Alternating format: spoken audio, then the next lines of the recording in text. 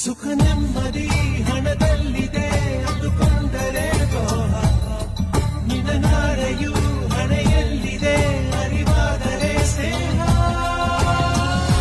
ಆಸೆಗೆ ಬದುಕೋರೆಲ್ಲ ಮಣ್ಣಾಗಿ ಹೋಗೋರೆ, ನಿಂದು ಅಷ್ಟೇ ಪ್ಯಾರೆ.